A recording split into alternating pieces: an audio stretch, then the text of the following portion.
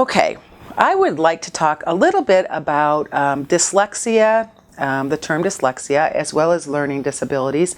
Both of those subjects are often highly charged. We, of course, see a lot of people at our reading center that have been diagnosed as learning disabled, often diagnosed as dyslexia, and many of them have well, I guess you would say the symptoms of either or both of those things. And I'm going to read you the actual definition of what each of them mean, because there's a lot of misconception out there about what is dyslexia or what is a learning disability. So the definition of dyslexia is a difficulty with accurate and or fluent word recognition and poor spelling and decoding. Most and many of dyslexics are of average or above average intelligence. So basically what that really is a difficulty with reading. Now, sometimes there's auditory processing and things that are discussed as far as dyslexic, but that's the official, International Dyslexia Association definition of dyslexia. So really, probably the majority of the people who come to our reading center would fall into that.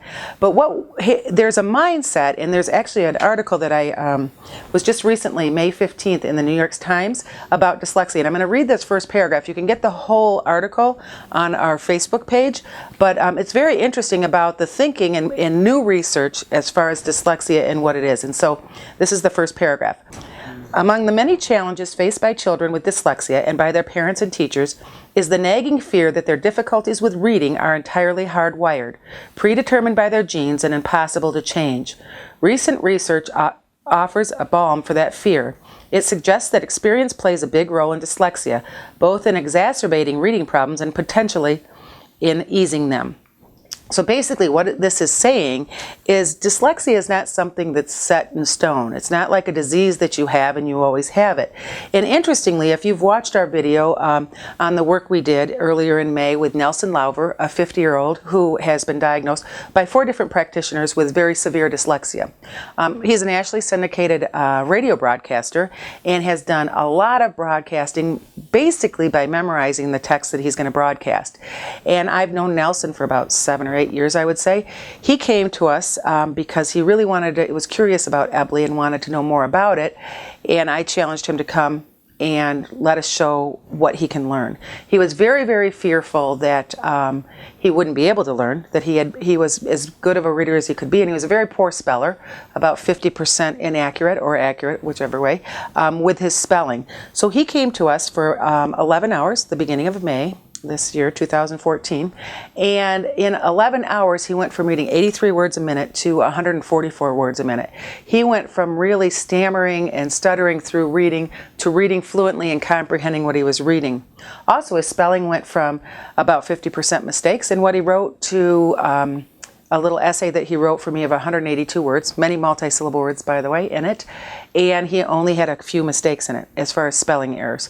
So huge transformation for him, because I wanted to show him that he is capable of being not just a good reader, but a great reader, as well as a great writer and speller, if with instruction that makes sense to his brain. So looking at this article and what really works for dyslexics. Oftentimes there's saying their brains are wired differently, which really everybody's brain is wired differently, but everybody's brain is different than somebody else's brain. However, if the instruction goes along with how the brain learns and how the brain works, and especially dyslexics, who are typically very intelligent, high level of intelligence, will learn very, very quickly.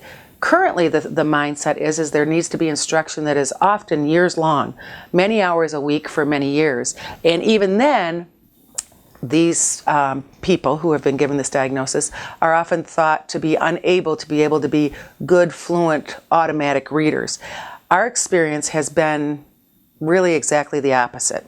And I guess I challenge everyone to, look at your thinking and ask yourself, are you willing to believe that people who have been diagnosed dyslexic or learning disability, either way, are they able and capable of becoming really great readers and spellers and writers? And then, if you do believe that, looking for what kind of instruction needs to happen in order to do that. Now, with dyslexia, there's a program called Orton Gillingham that was created in the 1930s. Samuel Orton and Anna Gillingham, really phenomenal pioneers in neuropsychology, I think, something like that. Orton, and then Gillingham, she was a cognitive psychologist and an educator, I believe, in academia. And they were really the trailblazers for instruction on difficulties with reading, but that's been 80 years ago. And again, just like any trailblazers, the pioneers going out west, they took a lot of time and got stuck, and I'm glad I wasn't born then, because they went through a lot of turmoil to blaze the trail and get out there. Now we have superhighways, and we can drive to California in a matter of a couple of days instead of many weeks or months. Same thing with reading instruction. There's been a lot of refinement. You had, Orton Gillingham and the work that they did. You had Patricia, what's her name? Lindemood.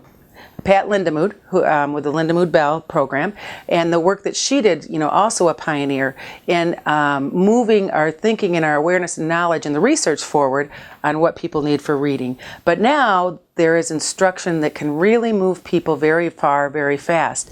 But it can't happen if there's a mindset in the people teaching them that it's not possible. So opening up your mind to believing that it is possible will really help lead, especially those people who are so compassionate and great and working very hard to teach people, but they're working very, very long, and very few people can get through all that instruction. So how do we refine what is already out there? And help these learners so that they can learn in a matter of hours instead of a matter of years. Now, learning disability, the actual definition of that is difficulties in acquiring knowledge and skills to the level expected of those of the same age. So if you aren't doing something as well, basically it talks about reading, but also math and language acquisition and that type of thing. But if you're not doing something as well as those your own age, you are often labeled disabled. And I really encourage the teachers that I train to think about that label. Are these students really disabled? Are they not able to learn? Because if we think that, then we really probably shouldn't try to teach them. Okay? So it's a mindset and a label for youngsters that really can be spiritually and emotionally damaging. And so thinking about not labeling these kids with those things, but saying, oh, you have a difference here in how you learn. What do we need to do differently to teach you? At our reading center, our number one thing that we do if someone isn't learning when they're here, we ask one simple question. What do we need to do differently? Because if they're not learning, it means that there's more that we need to learn to be able to teach them. And we know that anybody that can talk, they can learn to read.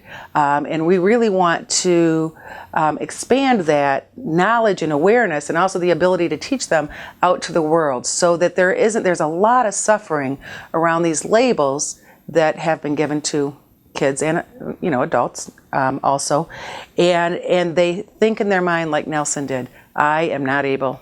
I'm not capable. I'm broken, or there's something wrong with my brain. Those types of things. So we really want to encourage everybody, the parents, the teachers, the students themselves, to open their mind to understanding that if you can speak, you can learn to read, and you can learn to read well. And if you aren't, then you need to look at what do those teaching you need to do differently. And so if you haven't watched the video on Nelson, I encourage you to do so and watch the transformation. There's a 20-minute video, and then there's also a little teaser video that's about 2 minutes long, and they're both on our EBLI YouTube page. So watch those and email us if you have any questions. Check out the EBLI website, and if you're interested in knowing what we do or how we do it, we're always happy to share that too. But looking at anybody who is learning, especially learning to read, and looking at what they can do and how we strengthen their weaknesses so that they can do it all better. That's our goal.